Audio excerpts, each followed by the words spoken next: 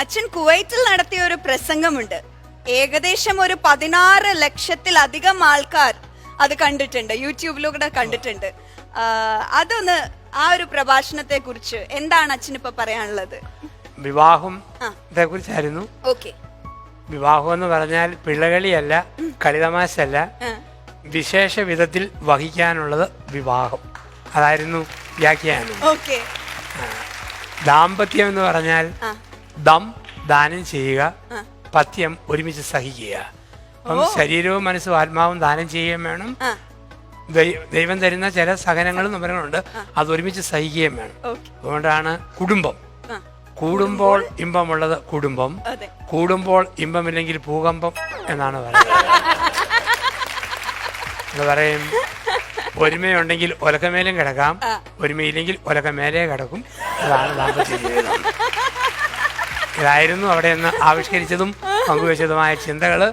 പിന്നെ ഫാമിലി എന്ന് പറയുമ്പം അതിന്റെ അക്ഷരങ്ങൾ വികസിപ്പിക്കുമ്പോൾ father and mother, I love you, അതാണ് ഫാമിലി.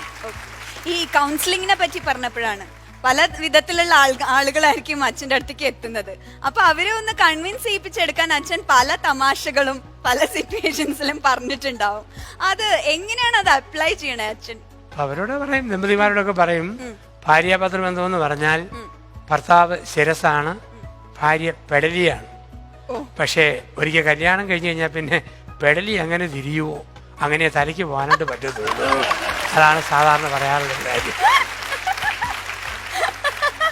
അതായത് ഭാര്യ എങ്ങോട്ട് തിരിയും അതിനനുസരിച്ച് ഭർത്താവ്.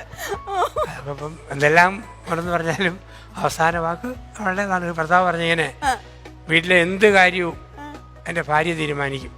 ഏത് വണ്ടി വേണം, പാല് വേണം, വെള്ളം വേണം, വീടിന്റെ ഷേപ്പ് വേണം എന്നൊക്കെ. പക്ഷെ എന്നാലും വെച്ചാൽ അവസാന വാക്ക് എൻ്റെതാണ്.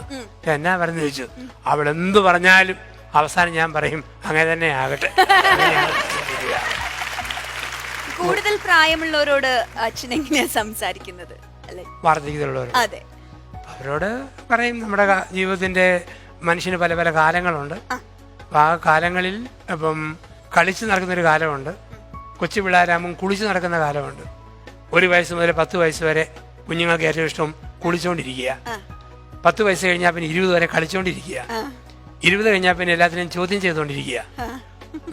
30കളൊക്കെ ആകുമ്പോഴത്തേക്ക് ഞാൻ പറയും, എല്ലാവരും കേട്ടാൽ മതി ആ ചിന്ത. 40കളിലും 50കളിലും വീണ്ടും വിചാരം വരും. 60കളാകുമ്പം ചൊറിഞ്ഞ വർത്താനം പറയാൻ തുടങ്ങുന്ന 60 വയസ്സിൽ മുകളിൽ ഇരിക്കുന്ന ആരെങ്കിലും ഉണ്ടോ? 60 കഴിയും ചൊറിഞ്ഞുകൊണ്ടിരിക്കുന്ന ആരെങ്കിലും ഉണ്ടോ? അച്ഛന്റെ ഭാഷയിൽ പറഞ്ഞ 60 കഴിയുമ്പോഴത്തേക്ക് മക്കളോടും അവർക്ക് ഇഷ്ടപ്പെടുന്നില്ല പലതും, ചുമ്മാ അങ്ങ് പറയും. അത് കുഞ്ഞുങ്ങൾക്ക് ഇഷ്ടപ്പെടത്തില്ല, ബഹളമാകും. ഒരു 70-80 ആകുമ്പോഴത്തേന് ചുമ്മാ ചിരിക്കാൻ തുടങ്ങും. കാരണം നമ്മൾ പറഞ്ഞാലും കേൾക്കുകയെന്നറിയാം.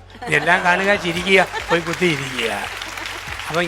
അപ്പോൾ ഒരു 60കൾക്ക് ശേഷം വരുമ്പം ഒരു കാര്യം ഓർക്കാനുള്ളത്, ചൊറിഞ്ഞ വർത്താനം ശ്രദ്ധിക്കണമെന്നും, അപ്പം അല്പം കൂടെയൊക്കെ സ്നേഹത്തോടെ ഇരുന്നില്ലെങ്കിൽ മക്കളും കൊച്ചുമക്കളും അംഗീകരിക്കാൻ സാധ്യതയില്ലെന്നും, അല്പം കൂടെ കരുതലുണ്ടായിരിക്കണമെന്നൊക്കെ ആ പ്രായത്തിലുള്ളവരോട് പറഞ്ഞു കൊടുക്കും. ഇപ്പം മനുഷ്യന്റെ ജീവിതത്തില് ആണുങ്ങളാണെങ്കിൽ അവർക്ക് 5 കാലങ്ങളുണ്ടെന്നാണ് പറയുക. അവരെ കുറിച്ച് പറയുന്നത്, ആണുങ്ങളെ സംബന്ധിച്ച് ഒറ്റയ്ക്ക് ജോലിയും ചെറുപ്പമൊക്കെ ആയിട്ട് മോട്ടോർ സൈക്കിളിൽ നടക്കുമ്പം അവൻ ആരാന്ന് വെച്ചാൽ അവൻ സ്പൈഡർമാനാണ്. സ്പൈഡർമാന്റെ കാലഘട്ടമാണ്. ഇവിടെ കുറേ സ്പൈഡർമാൻസ് ഉണ്ട്. ഒരു പെണ്ണിനെ പ്രേമിച്ചു തുടങ്ങിയാൽ പിന്നെ അവന് സൂപ്പർമാനാണ്. കാരണം അവിടെ താല്പര്യവും ഇഷ്ടങ്ങളൊക്കെ കേട്ടു. സൂപ്പർമാനാണ്.